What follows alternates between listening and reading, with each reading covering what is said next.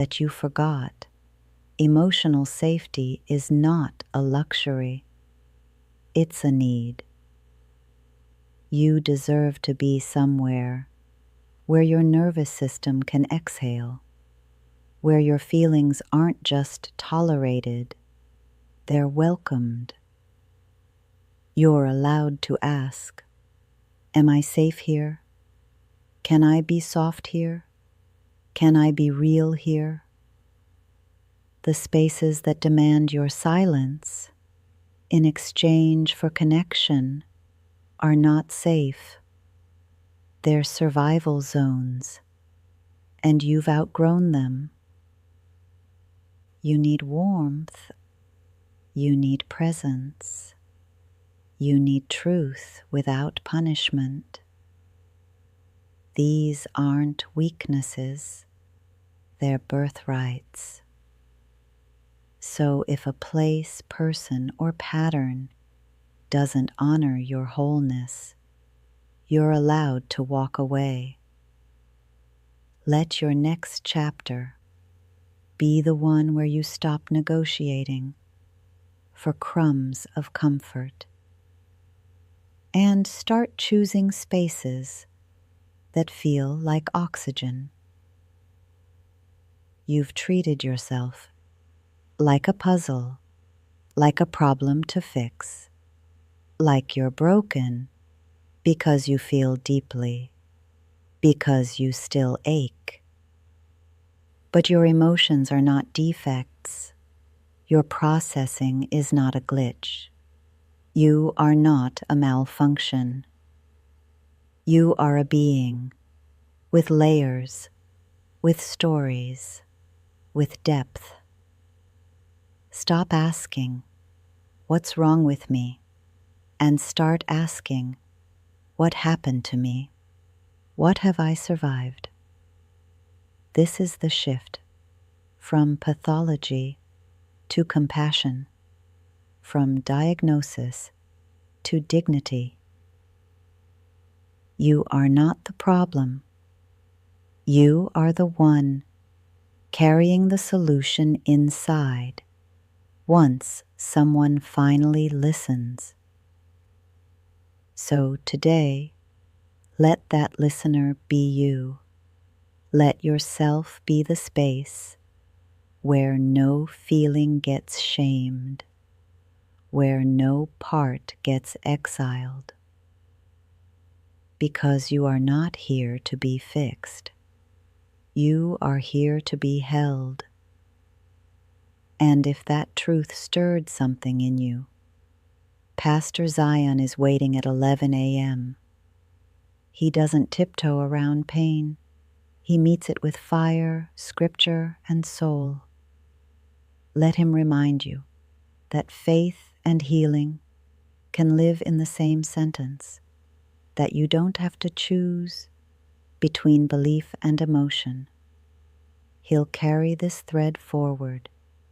You just have to show up. Same grace, same truth, different voice.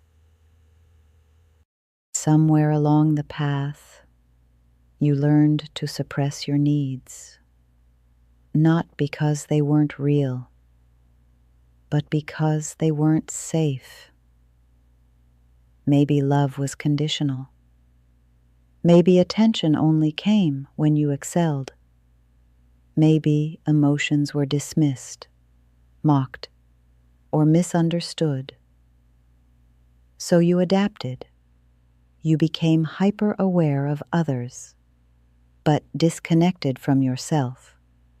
You checked the temperature of every room before daring to speak your truth. It's not that you're needy. It's that your needs were never welcomed. And that wound runs deep. It shows up in your relationships, in your overthinking, in your overfunctioning. But just because they didn't know how to hold your needs doesn't mean your needs were wrong. You are allowed to want, to feel, to take up emotional space. Relearning that isn't weakness, it's revolution. Today, we begin that revolution by naming the silence you were forced to survive. You don't have to collapse to deserve care. You don't have to prove you're struggling enough before you ask for support. That belief that your pain must be dramatic to be valid was a lie handed to you by a world obsessed with productivity and performance. You're allowed to be tender. You're allowed to ask for help before you're in pieces. Support isn't a last resort. It's part of what keeps you whole. Let go of the pride that says you must do it all alone. Let go of the fear that someone will think you're weak. There is strength in interdependence. There is wisdom in asking before you break. You are not a burden. You are a being worthy of gentleness. And every time you reach out, you rewrite the script that said silence was your only option. Disappointment is not petty. It's not dramatic. It's not weakness. It's a sign you were honest about your hopes and something didn't meet them. Maybe it was a friend who didn't show up, a parent who stayed emotionally distant, a partner who couldn't hold your truth. Disappointment lives in that quiet gap between what you longed for and what you received. It deserves to be felt, not rushed, not minimized, not swallowed in the name of maturity. You don't have to slap gratitude on a moment that let you down. You're allowed to grieve the version of love you were hoping for. Naming your disappointment doesn't make you ungrateful. It makes you human. So name it, and in naming it, you give your heart permission to heal honestly. They taught you to be selfless, to put others first, to sacrifice your feelings for peace.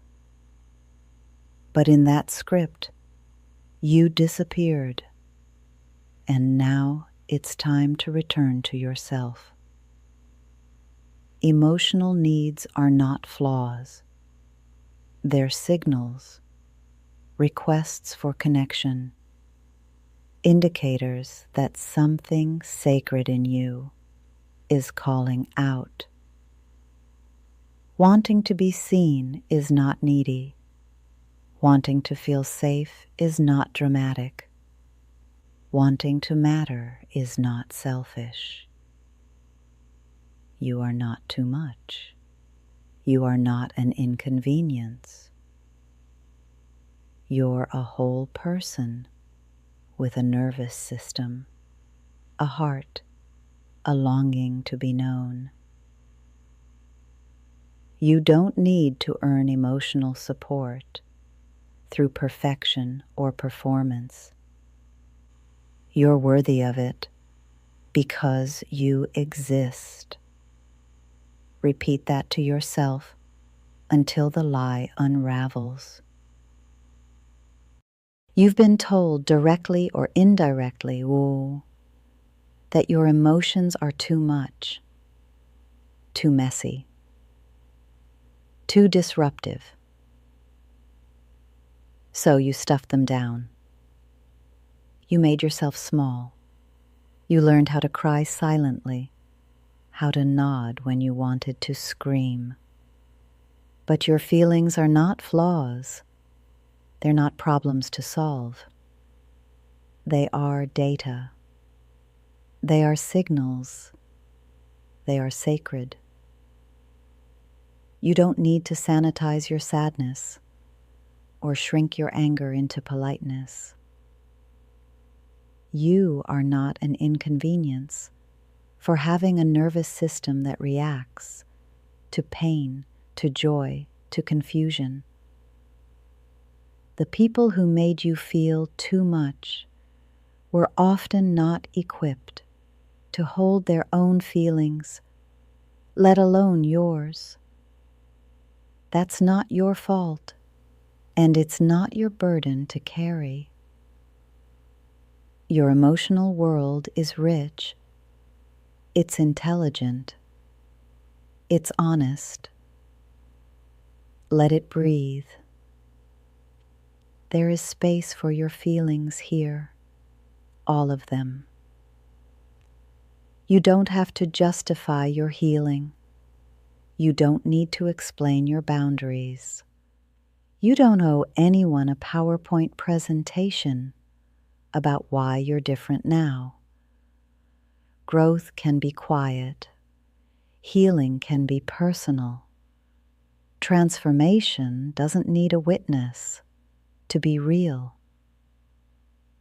Let people think what they want. Let them create their own narratives. You don't exist to make everyone comfortable with the version of you that's finally telling the truth. You're allowed to change without asking for permission. You're allowed to walk away without giving a closing statement. The old you explained too much to be palatable.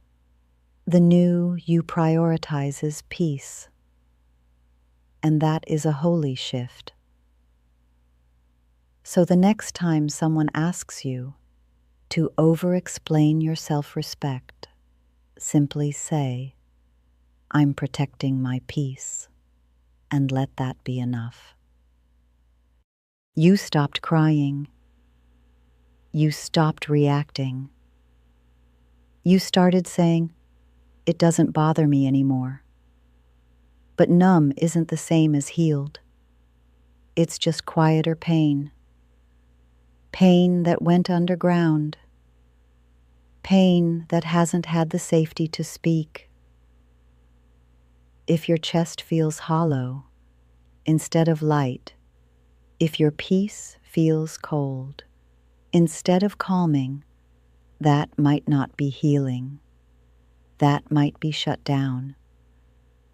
You deserve better than survival mode. You deserve a nervous system that's not constantly bracing for impact. Healing doesn't just mean not crying. It means feeling safe to feel. It means joy can live in your body without guilt. It means you can laugh again without waiting for the crash. So don't stop at numb. That's not your final destination. You're allowed to feel again, fully, freely, without fear. They told you to be grateful, to settle, to accept that this barely functioning life was good enough. But you were not born for burnout. You were not created to just get through it. You're allowed to want joy, not just relief, love, not just tolerance, peace, not just distraction. Asking for more isn't entitlement. It's alignment. It's you realizing that survival is the floor, not the ceiling. There's no gold medal for suffering in silence. There's no award for staying in places that drain your spirit. Wanting to thrive is not selfish. It's sacred. So, if you've been whispering, there has to be more than this. You're right. There is. And you're allowed to want it. You're allowed to reach for it. You're allowed to build it. There are needs you've buried, thirsts you've silenced, parts of yourself you pushed aside because someone once made them feel wrong. The need to be heard, the need to rest, the need to be nurtured, to be held without earning it, to be soft without apologizing for it. You were taught that certain needs were too much, that they'd make you needy, dramatic, selfish.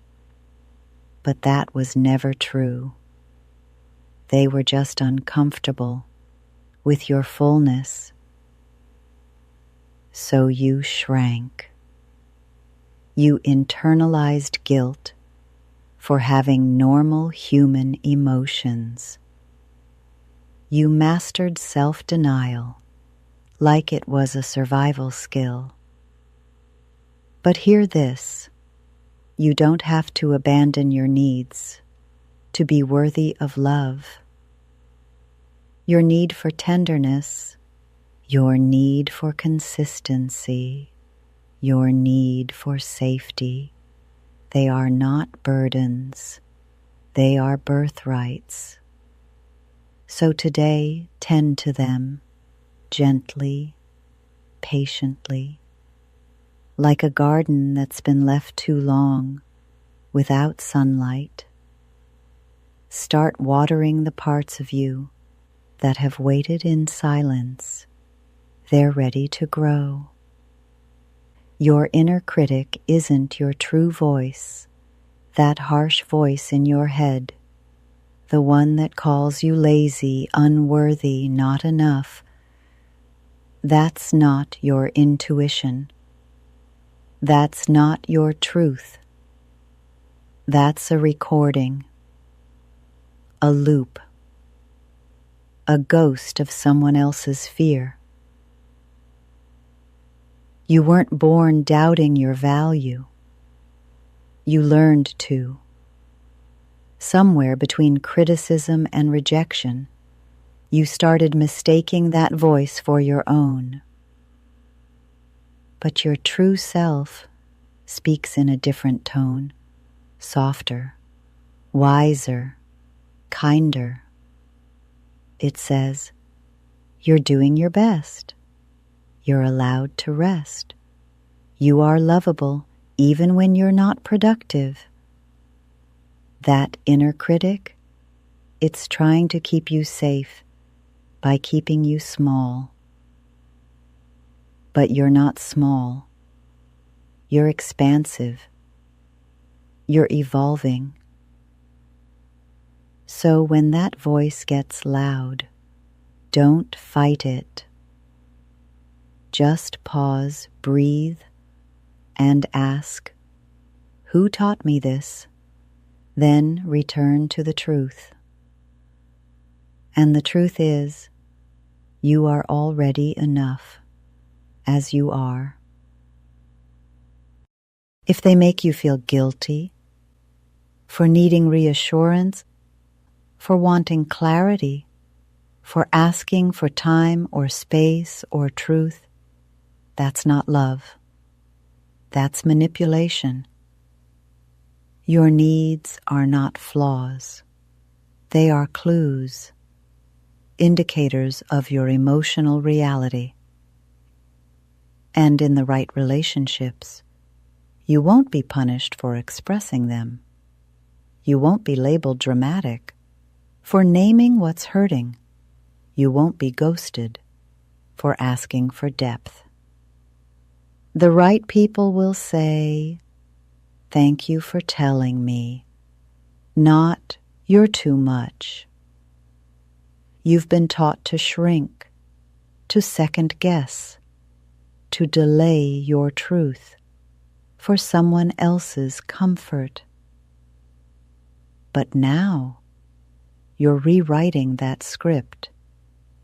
You're reclaiming your emotional needs as sacred, valid, and worth honoring.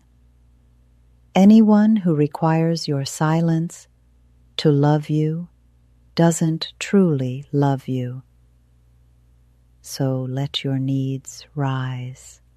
Let them be heard. And trust the ones who stay are the ones who can hold all of you. They think because you're kind, you'll bend. Because you're patient, you'll stay past your breaking point. Because you love deeply, you'll tolerate anything. But there's a difference between love and self-abandonment, between understanding and over-functioning. You can be soft and still say no. You can be compassionate and still walk away. You can be gentle and still have unshakable standards. Being a good person doesn't mean being a doormat. Your softness is a gift, but it is not a pass for people to treat you poorly. So say it out loud. My boundaries are not up for debate. My time is valuable. My love is precious. The right ones won't ask you to trade your self-respect for their convenience. They'll meet you with honor. And if they don't, you already know what to do. You've learned to survive on scraps, emotionally, energetically, relationally. You've mastered the art of making do with the bare minimum, and you've convinced yourself, maybe this is all there is. Maybe this is what love looks like. But it's not. And deep down, you know that. You're allowed to ask for more. More presence, more reciprocity, more truth, more safety. You are not too much for wanting depth. You are not greedy for craving emotional clarity. You are not difficult for needing consistent care. The bar has been set low. For so long, you forgot what high standards feel like. But here's your reminder. You were never meant to beg for the bare minimum. You are worthy of abundance, in love, in attention, in support. So let this be the moment you stop making excuses for people who can't meet you. You are not asking for too much. You're asking the wrong people. They told you your feelings were excessive. Your empathy made you fragile. Your tears made you unstable. So you learned to hide it, to toughen up, to numb down. But let me offer another truth. Your sensitivity is sacred. It's not a flaw. It's your gift. You notice what others miss. You feel the undercurrents in a room. You anticipate pain before it speaks. That's not weakness. That's wisdom. In a world that rushes, you pause. In a world that ignores, you sense. In a world that numbs, you feel. That is power, not pathology. So stop apologizing for your softness. It's not your job to desensitize. It's your job to protect the beauty of your emotional depth. Sensitivity isn't the opposite of strength. It's the proof of it. And the right people will never use it against you. You've been so conditioned to prioritize everyone else's comfort that you abandoned your own truth. You said yes when your soul said no. You smiled when your spirit cracked. You silenced your ache because someone else needed you quiet. But what happens to the parts of you that never get voiced? What happens to the needs you constantly override? They don't disappear. They turn inward, into resentment, into burnout, into disconnection from self.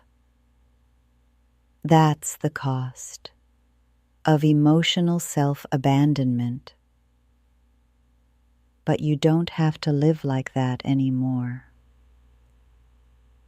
Today, you get to reclaim your emotional center. You get to pause and ask, what do I feel? What do I need? What boundary have I ignored? You get to listen to the parts of you that whisper, the ones that never got airtime. You are not too much. You are not selfish. You are not broken. You are coming home to yourself, and that home is sacred. Never silence it again. Some days you'll feel light, clear, strong. Other days the weight returns without warning. That doesn't mean you're failing. It means you're human. Healing doesn't happen in straight lines. It spirals. It loops. It revisits. You might think, I already healed this. But suddenly the wound is raw again. That's not regression. It's deepening. It's your system showing you another layer ready for love. You're not starting over. You're moving forward with more awareness this time. So offer yourself grace on the hard days. Celebrate the gentle days and trust. Both are valid. Both are progress. You are not broken. You are breaking open. And everything opening is an invitation to meet yourself with compassion. Somewhere along the way, you internalized the lie that you're too complicated to love, too emotional, too intense, too much. But what if that wasn't truth, just poor translation? What if your depth was simply foreign to those who only swim in shallow waters? You've been misunderstood, not unlovable, misread, not broken. Your complexity isn't a curse. It's a symphony of insight, intuition, and soul. You ask the questions that matter. You feel the things others ignore. You seek connection, not performance. That doesn't make you difficult. It makes you discerning. The right people will recognize your rhythm. They'll lean in, not away. They won't ask you to shrink. They'll expand to meet you. So stop twisting yourself into shapes to fit where you were never meant to be. You are not hard to love. You just haven't been fully seen. Your mind might forget, but your body never does.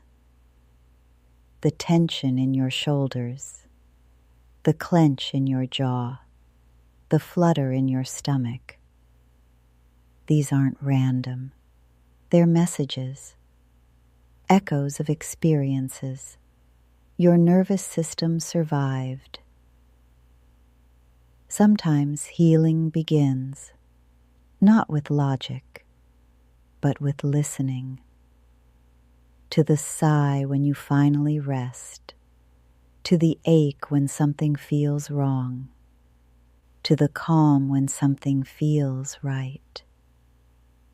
Your body is wise. It has been storing truths you weren't ready to name, but you're ready now. Ready to ask, what are you trying to tell me? Ready to offer safety to the parts of you that have been on high alert for years. Trust what you feel, not just in your head, but in your chest, your gut, your breath. Healing is remembering, and your body is the first witness. You've spent so long trying to be strong,